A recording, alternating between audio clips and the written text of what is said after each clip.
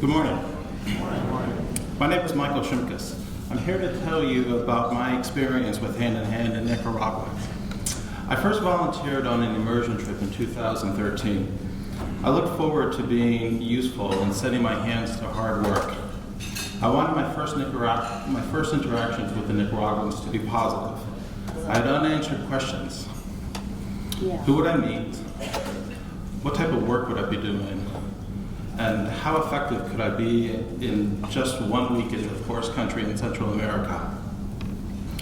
Monday on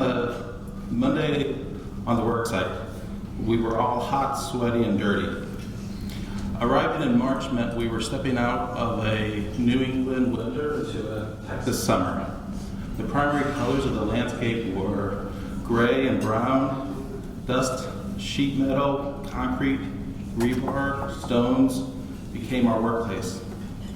In a small postage stamp sized lot, there was a family living in a small dilapidated shack for a house. And this dry, dusty lot was to be our office for that week. The first afternoon, I saw a young girl named Belkis. She was a small fourth grader.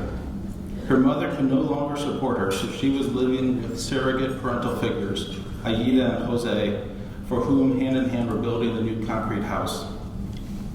Jose slept in a thin wall shack while we worked, and this was because he was working all-nighters as a security guard to support Aida and Belkis. This small child arrived after school in a uniform and would quickly make herself useful. Belkis did not pause. She observed, saw opportunities to help, and set to work moving buckets of stone. I admired her stoic demeanor. She was a reliable worker every afternoon, always part of the team. And one by one, I was meeting the good people of Nicaragua who embodied dignity, humility, and hard work. Thursday, the afternoon activity was chaperoning students to a swimming pool.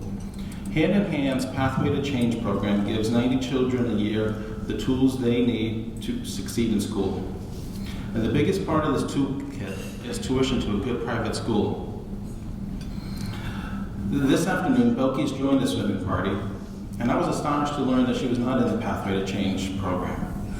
Her relationship with Hand in Hand was going to begin and end that week in the building of the house. This just didn't compute in my head. She was a focused kid with a no-nonsense attitude. How could she not have the full set of tools to improve her life, the lives of Aida and Jose, and the larger community of Managua? That afternoon, Belkis and we made a connection. She knew none of the other students and was not a swimmer. Yet she was bold and liked the thrill of jumping in deep. Not knowing each other's language, but knowing the language of play, we started a pattern of her jumping, me catching, short swims, climbing out of the pool, repeat. And unbeknownst to the two of us, our tireless play was observed by everyone at the pool. We were the two most joyful people they saw that day. And just like that, we formed a bond. And the important work of making these personal connections was manifest. On the last day of the week, Ed and Barbara, who are the program directors in Nicaragua, gave a full explanation for the Pathway to Change program. They spoke of the need for donors, and I had a strong intimation that Belkis specifically should be in this program. I asked Ed about this, and he was hesitant. Belkis was young, but older than the cutoff age to enter the program. Valuable years lost meant that she would have been entering the program with a tough handicap compared to students her age. Yet I lobbied and did not want to give up the cause. My sense was that what she lacked from missing years of quality schooling, she could make up with the same work ethic she had at the building site. Watch, imitate, learn. She just needed a hand to have a fighting chance. To Ed and Barbara's credit, they honored my request to invite Belkis to Pathway to Change. And over the years, I received reports from them on her progress.